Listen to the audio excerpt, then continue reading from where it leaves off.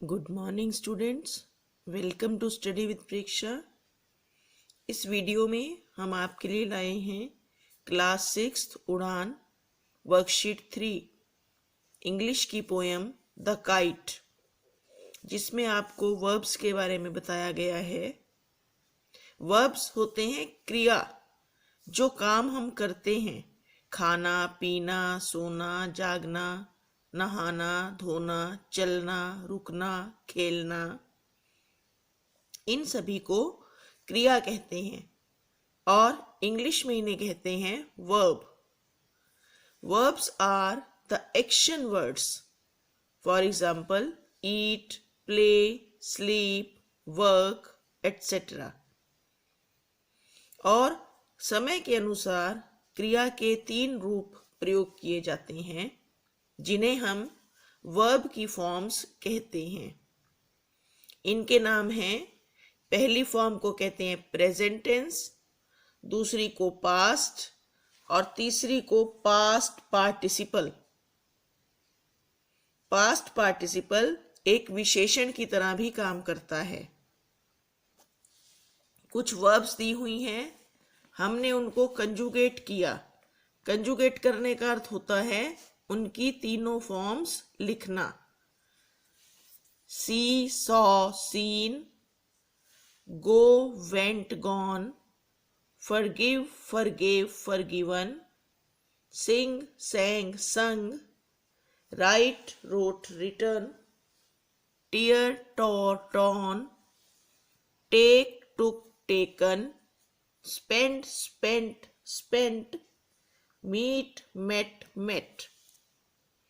फिर इसके नीचे एक्सरसाइज है। कुछ सेंटेंसेस में हमने करेक्ट फॉर्म भरनी है ब्रैकेट में दी हुई वर्ब की।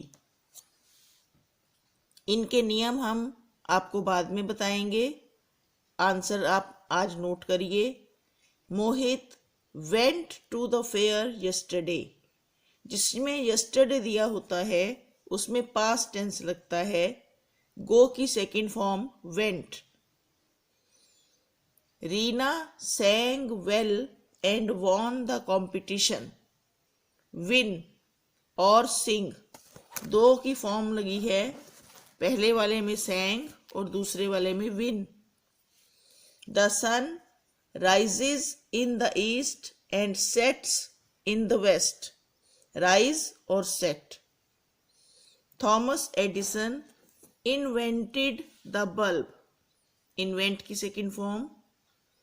2 and 2 make 4, 2 और 2 4 होते हैं, make। My brother eats boiled eggs daily. Ravi has invited all the classmates to the party. This road leads to Delhi. My uncle sold his car last month, जिसमें last और yesterday दिया हो उसमें second form लगती है। Tarun returned from London yesterday. The earth revolves around the sun. Sun पृथ्वी सूर्य के चारों ओर घूमती है। देखिए ये चौथा वाक्य, the sun rises in the east and sets in the west और the earth revolves around the sun, ये सारे काम हमेशा होते रहते हैं, इसलिए इनके साथ वर्ब की फर्स्ट फॉर्म लगी है और ये सिंगुलर है सन और अर्थ, इसलिए इसके साथ एस का प्रयोग किया गया है। अब देखिए आगे ये एक बोट बनी हुई है, जिसमें इस तरफ कुछ प्रोनाउंस लिखे हैं और इधर हेल्पिंग वर्ब्स। हमें ये बताया गया है कि किसके साथ कौन सी हेल्पिंग वर्ब लगेगी। जब एक वचन करता है सिंगुलर तो उसके साथ इज, वाज और हैज लगेंगे। बहुवचन है, एक से ज्यादा है, तो उसके साथ आर, वर और हैव लगेंगे। जब है आई, मैं, तो उसके साथ एम और हैव।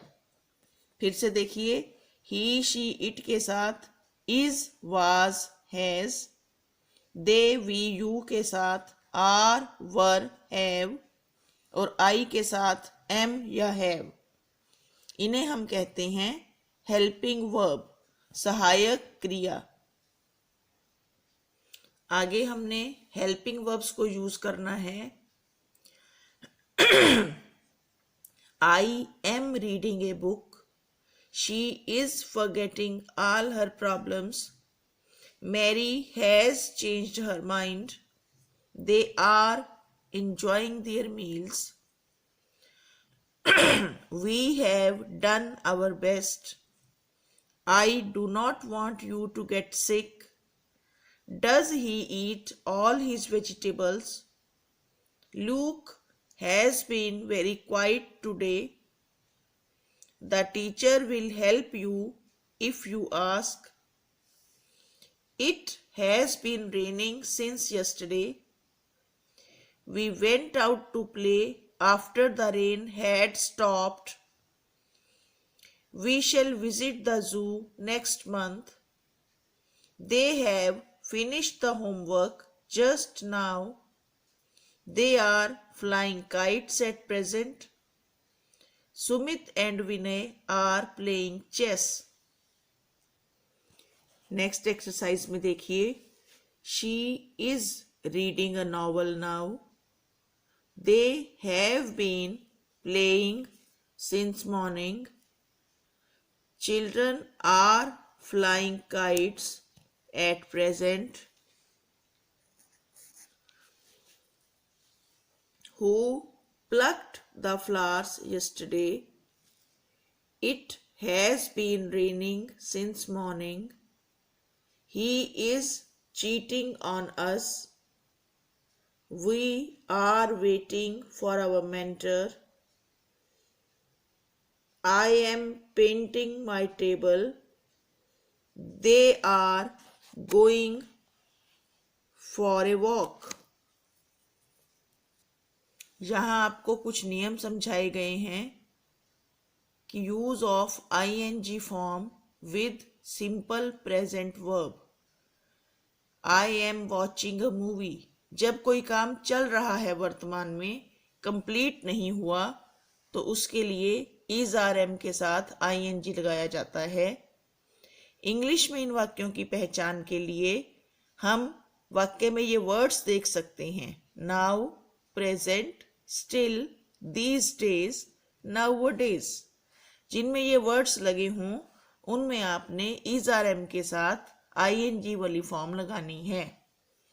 और जो काम भूतकाल में पूरा नहीं हुआ उसके लिए वाज वर जमा ing वाला का फॉर्म लगता है। ये बताता है कि ing words with was were is used to donate an action or activity which was in progress at some point of time in the past, कि पहले किसी समय में ये काम चल रहा था। तो इस तरह के और वीडियोस देखने के लिए सब्सक्राइब करिए हमारा चैनल स्टडी विद प्रेक्षा 5483। धन्यवाद।